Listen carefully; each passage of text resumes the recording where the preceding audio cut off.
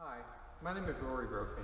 I'm a sculptor, prop maker, and I teach prop making in the Royal Welsh College of Music and Drama. And I'd like to talk for a minute just about this theatre prop behind me. It was made just recently by some of our first year design students, and it's a less than half-size replica of the death of Nelson from the side of Nelson's column in Trafalgar Square, London. And it was sculpted by an artist called John Edward Carew. And I set this as a project for a couple of reasons. First of all, it's a great prop. It's quite a difficult one. There's a lot of things going on in it. It's quite dramatic, and it's nice and big. The second reason is this year marks the 150th anniversary of John Carew's death. And he came from my hometown in Ireland. He came from Tramore. I grew up in a small town on the southeast coast of Ireland called Tramore in County Waterford.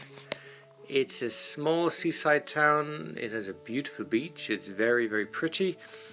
When John Carew was born here, it was probably little more than a fishing village. We don't know a lot about his early years. His father may have been a stonemason or a sculptor, but it's not very clear. He travelled to Dublin and he studied art in Dublin, and from there he went to London, where he became an apprentice to a very famous sculptor in London, and from there he began to build a career as a neoclassical sculptor.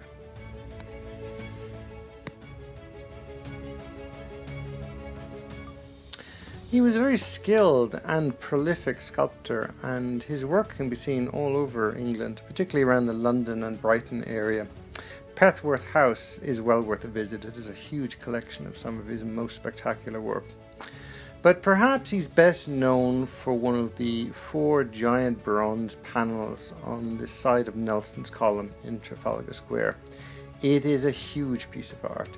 He was commissioned to depict the death of Nelson at the Battle of Trafalgar, and I think it's probably his finest work. It's a little bit more emotive than his usual work. It's very dramatic, and the scale alone is extraordinary.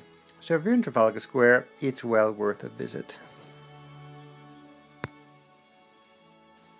So after 150 years, I just thought it's a good time to stop and appreciate the extraordinary artwork and the legacy of this local lad from Tramore.